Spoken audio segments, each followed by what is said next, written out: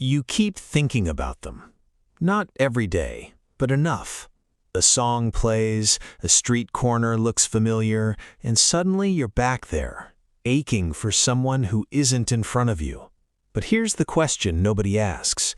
What if it's not them you're aching for? What if it's a version of you, one that only existed when they were around? Think about who you were with them. Maybe you laughed easier. Maybe you felt interesting. Maybe, for once, you felt chosen. That feeling didn't come from nowhere. It came from a specific combination: their attention, their timing, their way of looking at you. And your brain doesn't store memories as isolated facts, it stores them as states. A state is the whole package: your mood, your posture, your sense of self, all bundled together with the moment it happened. So when you miss them, your brain isn't replaying a person, it's replaying a state, and the person is just the trigger that used to switch it on. This is why missing someone can feel so disorienting.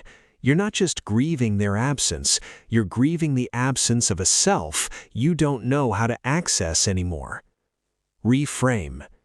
This doesn't mean you're weak, or stuck, or unable to move on. It means your brain did exactly what it was built to do: link emotional experience to context. That's not a flaw, that's memory working correctly. The ache you feel isn't proof that you need them back, it's proof that you're capable of feeling deeply alive, and you're searching for the conditions that let that happen again. You're not broken, you're pattern matching. Psychological mechanism. Let's go a little deeper. Psychologists call this state-dependent memory. Your brain encodes experiences alongside the internal state you are in, your emotions, your environment, even your physiology. So certain people don't just trigger memories, they trigger neural context, the same emotional chemistry you had back then. Think of it like a song that only plays when a specific key is turned. The person was the key, but the room behind the door, the warmth, the ease, the version of you who felt free, that room was always yours. This is also why breakups feel like identity loss, not just relationship loss. Attachment research shows that close relationships become part of your self-concept, a psychological term for how you define who you are. When someone close to you disappears, it's not just their presence that goes. A piece of your self-definition goes quiet too. That's why the grief feels bigger than the relationship itself. You're not just losing a person, you're temporarily losing access to a self you built in relation to them. Practical framework. So how do you find your way back? Not to them, but to you. 1. Name the state, not the person. Ask yourself, what did I feel with them that I miss?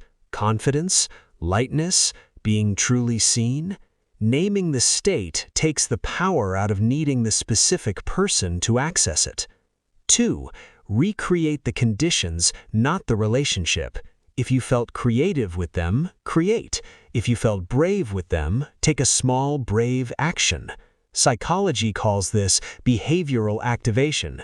You can rebuild an emotional state by rebuilding the behavior that produced it. 3. Separate nostalgia from accuracy. Memory is reconstructive, not photographic.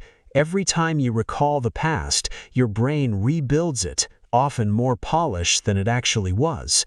This is called rosy retrospection. Ask, was I really that happy, or am I remembering the highlight reel? 4. Build new state triggers. New places, new routines, new small rituals. Your brain needs fresh anchors, so your sense of self isn't only available through old memories. 5. Let the self you were be a chapter, not a ceiling. You don't need to recover that version of you. You need to integrate what they taught you into the next version, one that doesn't require them to exist. People are doors. States are rooms. You don't actually want the door back. You want the room, the light in it, the quiet in it, the version of you who felt at home there. And the truth is, you can build that room again.